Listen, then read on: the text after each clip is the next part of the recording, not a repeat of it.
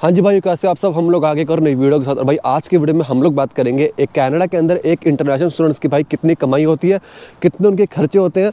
तो भाई आज की वीडियो में मैं इस चीज़ के ऊपर डिटेल में बात करूंगा, क्योंकि देखो कनाडा में जब भी कोई स्टूडेंट आता है ना, उसका देखो भाई दिमाग में चीज़ चल रही होती है कि भाई अगर मैं ये जॉब करूँगा तो उसमें मेरे कितनी पे होगी, कितनी इनकम हो जाएगी, जिसमें से मैं कितना सेव कर पाऊंगा। क्योंकि देखो एट द एंड सबका गोल यही होता है कि भाई हमको अपनी फीस देनी है, खुद से घर से नहीं मंगाने हैं, सबका ये गोल होता है। तो आज का वीडियो आप लोगों के लिए भाई बहुत ज़्यादा इन्फॉर्मेटिव होगा। जो मेन टेक के अंदर स्टूडेंट्स आने वाले हैं ना, उनको ये भाई ये वीडियो बहुत हेल्प करेगा कि भाई किस जॉब के अंदर कितना पे रेट है, कितनी इनकम है, कितना सेव कर सकते हो आप लोग। तो भाई वीडियो बहुत ज़्यादा इन्फॉर्मेटिव होगा, तो वीडियो को स्किप मत करना, शुरू से लेकर एंड तक देखना। तो वीडियो शुरू करते हैं। भाई पहले हम बात कर लेते हैं भाई किस जॉब्स के अंदर कितनी पे रेट होती है। तो मैंने कुछ 4 से 5 जॉब्स मैंने सेलेक्ट किए जो भाई हर एक स्टूडेंट्स यहाँ पे करता ही है। तो देखो पहली जॉब है भाई सिक्योरिटी की। तो देखो सिक्योरिटी हम ये बात नहीं करेंगे आउटडोर की, इंडोर की, वो सब नहीं, बट हम आपको एक रेंज बताता हूँ कि भाई सिक्योरिटी के अंदर कितनी पे रेट होती है। सिक्योरिटी का पे रेट भाई देखो 18 से लेकर 20-21 डॉलर का होता है, वेरी करता है एजेंसीज टू एजेंसी, क्योंकि आपको पता है कि डिफरेंट एजेंसीज होती हैं जो कि सिक्योरिटी के शिफ्ट से प्रोवाइड करती हैं। तो 18 से लेकर 20-21 डॉलर की भाई रेंज होता है। अगर आप लोग पार्ट टाइम काम करते हो, अगर आपको 20 घंटे मिल रहे हैं, 8 घंटे की 3 शिफ्ट मिल रही है, 10 घंटे की 2 शिफ्टें मिल रही है, 12 घंटे की 2 शिफ्टें मिल रही है एक हफ्ते में, तो अगर आप लोगों को इतनी शिफ्टें मिल रही है एज अ पार्ट टाइम 20 से 24 घंटे अगर आप लोग हफ्ते के कर रहे हो, तो देखो भाई उस सिनेरियो में आपकी जो पे रेट बनेगी, जो पे चेक आएगा वो भाई आपका अराउंड 600 से लेकर 700 डॉलर तक का आएगा। अगर हम लोग मंथली बात करेंगे तो भाई वही 1400 से 1500 तक का डॉलर का आपका बन जाएगा। रेस्टोरेंट्स की बात करें तो थोड़ी सी पे रेट कम होती है सिक्योरिटी से, बेसिक पे रेट होगा 15.5 से लेकर 16, 16.5, इससे ज़्यादा नहीं होगा। उसके अकॉर्डिंग आपका अगर आप लोग पार्ट टाइम जॉब करते हो 20 घंटे, तो उसमें आप लोगों का जो पे चेक बनेगा भाई वो बनेगा 500 से लेकर 550, 600, और वही महीने का आपका 1200, 1150, 1200 इतना बनेगा, इससे ज़्यादा नहीं बनेगा। इसके बाद बात आती है भाई वेयर हाउस की। किसी की पे रेट बहुत अच्छी है, किसी की पे रेट भाई कुछ खासी अच्छी नहीं है। जैसे मैं बात करूँ अगर अमेजॉन वेयर हाउस की, तो भाई अमेजॉन वेयर हाउस में जो पे रेट है ना वो 22 से 23, 24 डॉलर की होती है। और कुछ वेयर हाउस ऐसे भी होते हैं भाई जिनकी पे रेट सिर्फ 16, 16.5, 17 डॉलर की होती है। तो भाई उसके अकॉर्डिंग अगर मैं बात करूँ अमेजॉन में अगर आप लोग करते हो वेयर हाउस में, तो आपकी भाई जो पे रेट बनेगी ना वो आपका जो भाई पार्ट टाइम अगर आप लोग अमेजॉन वेयर हाउस में काम करते हो, तो भाई आपका जो पे चेक बनेगा वो बनेगा 22 से 23 डॉलर के अकॉर्डिंग भाई आपका बनेगा 800 से 900 डॉलर बनेगा, और मंथली आपका 1700 से 1800 डॉलर बन जाएगा। और फुल टाइम की बात करूँ तो भाई आप इसको डबल कर दो, तो भाई ये सीन है।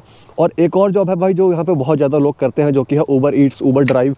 अगर हम लोग बात करें ऊबर ईट्स की, तो देखो यार ऊबर ईट्स का स्कोप काफ़ी अच्छा है, बट हर जगह नहीं है। क्योंकि देखो आज के टाइम में ना स्टूडेंट्स बहुत आ रहे हैं, और यहाँ पे ना जो कि आपको पता है भाई कि बहुत ज़्यादा स्टूडेंट आ गए हैं, जिसकी वजह से देखो ये जॉब भी थोड़ी सी, ये मार्केट भी थोड़ी सी ठप पड़ गई है, क्योंकि बहुत सारे लोग हैं, हर किसी को राइट्स इतनी मिलती नहीं। बट फिर भी अगर हम लोग बात करें कि अगर आप लोग करते हो, तो भाई देखो ऊबर ईट्स के अंदर भी ना आप लोग अच्छे पैसे कमा सकते हो, बट वो एरिया मैटर करता है। बट अगर हम लोग ये सारी चीज़ें छोड़ देना, सिर्फ हम लोग पे की बात करें, तो अगर भाई देखो पे की बात करूँ, तो अगर आप लोग दिन के 7 से 8 घंटे करते हो, तो आपका जो भाई जो एक आर्ली जो पे रेट बनेगा ना वो 15 से लेकर 16-17 के बीच में बनेगा। एवरेज बात कर रहा हूँ, किस दिन ज़्यादा बन जाएगा, किस दिन कम बनेगा, बट अगर मैं एवरेज बात करूँ तो 15 से लेकर 17-18 डॉलर तक का बन जाएगा।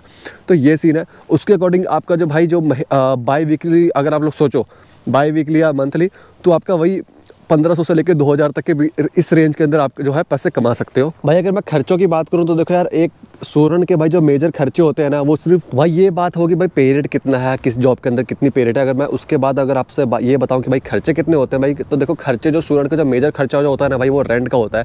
फॉर एग्जाम्पल अगर मान लो आप लोग शेयरिंग में रहते हो, तो भाई आपका जो रेंट होगा ना वो 500 से लेकर 550 डॉलर तक का होगा विद यूटिलिटीज़, शेयरिंग का बता रहा हूँ। उसके बाद अगर आप लोग प्राइवेट में रहना चाहते हो, तो भाई प्राइवेट का जो खर्चा होगा वो 800 से लेकर 900 डॉलर तक का होगा विद यूटिलिटीज़। तो ये चीज़ें हैं। आप लोगों को रूम का तो पता लग गया भाई कि रेंट कितना होता है। उसके बाद मैं अगर आप लोगों को बताऊँ कि भाई कि ग्रोसरीज़ का कितना खर्चा होता है, तो भाई देखो ग्रोसरीज़ का ना खर्चा, अगर आप लोग खुला खाते हो, नॉन वेज खाते हो, बाहर से भी खा रहे हो, घर पे भी बना रहे हो, तो भाई 300 से लेकर 350 डॉलर से ज़्यादा नहीं होगा। अगर आप लोग खुला खा रहे हो, अगर आप लोग बचा के खा रहे हो कि दिन में 2 टाइम खाना खा रहे हो, तो उस केस में ना जो आपका जो ग्रोसरीज का जो बिल होगा ना, वो तो भाई देखो 200 से लेकर 250 डॉलर तक का भी आ सकता है। बट अगर मैं खुले की बात करूँ तो भाई खुला खाओगे तो 300 से लेकर 350 डॉलर तक का बैठ जाएगा खर्चा आपका। और अगर आप लोग टिफ़िन लगवाना चाहते हो, तो भाई टिफ़िन भी अगर आपका 200 डॉलर का होगा, फिर भी वो देखो यार वो मंडे टू फ्राइडे होगा, 2 टाइम का खाना होता है, उसके अंदर सैटरडे संडे के लिए भी आपको बाहर से करना पड़ेगा, या थोड़ी बहुत ग्रोसरी तो आपको घर में रखनी पड़ेगी। तो उस केस में भी भाई जो आपको जो खर्चा हो जाएगा ना, वो 300 से लेकर 350 डॉलर तक का हो जाएगा। तो आई होप कि आप लोगों को ये डाउट डाउट क्लियर हो गए होंगे भाई कि खाने में कितना खर्चा होता है कनाडा के अंदर एक स्टूडेंट का। अगले खर्चे की देखो, जो अगला खर्चा है भाई वो ट्रांसपोर्टेशन का, जो बस पास होता है। तो देखो किचनर की बात करूँ तो भाई देखो किचनर का जो बस पास है भाई वो है $90 पर मंथ का। अगर मैं टोरंटो की बात करूँ, GTA रीजन की बात करूँ तो भाई वहाँ पे जो $110 या $120 का जो होता है, तो यहाँ तक जहाँ तक मुझे पता है। तो देखो भाई 120 से लेके $130 तक का जो भाई GTA रीजन के अंदर जो आपका जो बस का पास का जो खर्चा आपको पड़ेगा। और आप लोग गाड़ी लेना चाहते हो तो देखो, अगर आप लोग बस पास का मतलब जो वो जो झंझट है वो खत्म करके अगर आप लोग गाड़ी पे शिफ्ट होना चाहते हो ना, तो देखो मान लेते हैं कि आप कनाडा में आए हो, आप लोगों ने सेकंड हैंड गाड़ी खरीद ली है, तो उसके लिए भी आप लोगों ने वन टाइम जो पेमेंट कर दी, वो मैं काउंट नहीं कर रहा हूँ जितनी भी आपने कैश में पेमेंट की है। बट उसके बाद जो आपको इंश्योरेंस देनी पड़ेगी और जो गैस का खर्चा होगा, जो मेंटेनेंस का खर्चा होगा, वो एक महीने में जो आपका जो वो पड़ेगा करीबन भाई $400 से लेके $500 तक पड़ेगा आराम से। तो देखो आप लोग $120 अफोर्ड कर सकते हो या $400 से $500 अफोर्ड कर सकते हो। हाँ, मैं ये मानता हूँ कि भाई वो जो आपकी जो कार है वो आपको थोड़ा सा इनकम भी जनरेट करके देगी, बट वो खर्चे भी लेगी। तो मैं ये कहूँगा, आप स्टूडेंट लाइफ में हो तो भाई इतने झंझट मत पालो, अभी रह लो 2 साल की बात है, उसके बाद तो भाई गाड़ियाँ ही लेनी है ना। बस तक सीमित रहना चाहते हो तो आपका जो खर्चा होगा वो 100 से वो आपका 90 से लेके $120 तक का होगा। तो ये चीज़ है। और भाई जो इस लिस्ट का जो अगला खर्चा है भाई फ़ोन का बिल, तो देखो फ़ोन का है, तो देखो यार वो मैटर करता है सभी जितने भी कंपनीज़ हैं यहाँ पे, ठीक है, जितने भी ये सर्विस प्रोवाइडर हैं। जैसे अगर वर्जिन की मैं अपनी बात करूँ तो भाई मेरे पास जो भाई सिम है वो वर्जिन का है, तो उसका जो मुझे खर्चा पड़ता है $50 का पड़ता है विद टैक्स। तो अब हर किसी का वेरी करता है, अगर किसी को डाटा ज़्यादा चाहिए तो उसके अकॉर्डिंग ज़्यादा उसको पे करना पड़ेगा। और थोड़े से मिसलिनियस खर्चों की बात कर लेते हैं भाई। देखो अगर आप लोग बाहर निकलते हो, दोस्तों के साथ घूमते फिरते हो, कॉफ़ी पीते हो, चाय पीते हो, बाहर खाना खाते हो, तो भाई उसका भी खर्चा आप लोग मान के चलो $100। तो आप लोग एक अपना एक्स्ट्रा अलग से रख दो भाई कि हाँ $100 तो यार मेरे खर्चे होंगे ही होंगे, ये चीज़ है।